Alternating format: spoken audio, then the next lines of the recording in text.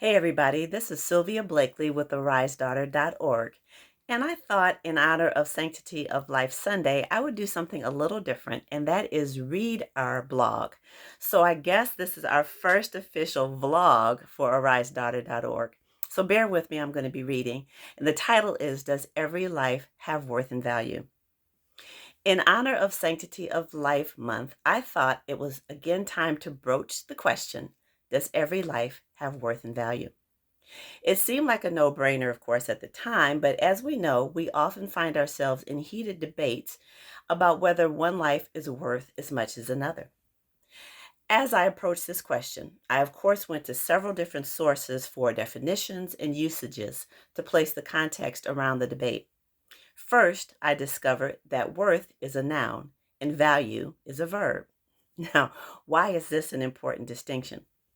Worth as a noun represents a person, thing, concept, or place.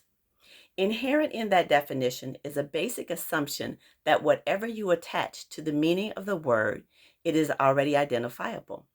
It exists. So, asking if a developing child has worth is like asking if a developing pearl has worth. It already is whatever it is becoming. Both are beautiful. And neither you nor I can make it unbe. It's already been identified. So, that is not really the question we seem to be asking then. The next question we seem to debate is, does a developing life have value? Value as a verb shows either an action, an occurrence, or a state of being. So, if conception is an occurrence, and that's indisputable, and the developing baby is in a state of being once conception has occurred, then the baby has value. Next, what is important to discuss is the relative position or value we place on the developing baby in relationship to other people, things, or concepts, such as boyfriends, careers, success, or say puppies. Now, I only mention puppies because I have some friends that I know for a fact will go to the mat for a puppy who was in distress, but who also think that abortion is justifiable. Our error, amongst many, many others, is that we think that an action such as abortion can undo a thing such as a baby. The laws of physics refute this assumption. The law of conservation of energy states that the energy in a closed system can neither be created nor destroyed. It can only be transformed into other forms. That said, doctors, chemicals might stop the process of the baby's development, but what was maturing will always be what it is, not only in the mind of the doctor performing the abortion, but also in the mind of the parents who consented. This head and heart, soul and spiritual knowledge is one key factor in the not so hidden trauma surrounding abortion. The baby that I chose to abort was and always will be in a space in my psyche, whether I chose to acknowledge it or not. That's deep and that's irrefutable.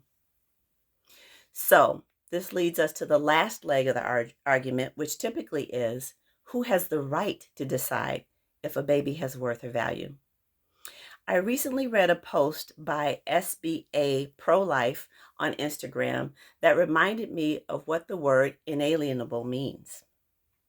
As an adjective, it means unable to be taken away from or given away by the possessor. Since a child has its own physical body and DNA profile from conception, then the child has constitutionally protected rights. Justice, when it is preserved and provided to all, means that those in positions of power, that's us on this side of the womb, have a constitutional responsibility to protect the rights of the vulnerable until they are of age. And in this country, that typically means the age of 18, with a few exceptions. Now, I know I may be mostly preaching to the choir when it comes to this question, but I also know that there are those who read and listen to our blog who may have a different mindset and a different state of opinion. And I'm willing to speak with those folks. because I was one of those folks. And while it may not have been a single heated discussion or a single well crafted written argument, I can say that my heart and mind was changed by lots of little love band aids of not only compassion but conviction. That helped me to see the worth and value of all of our children, no matter what stage of their development.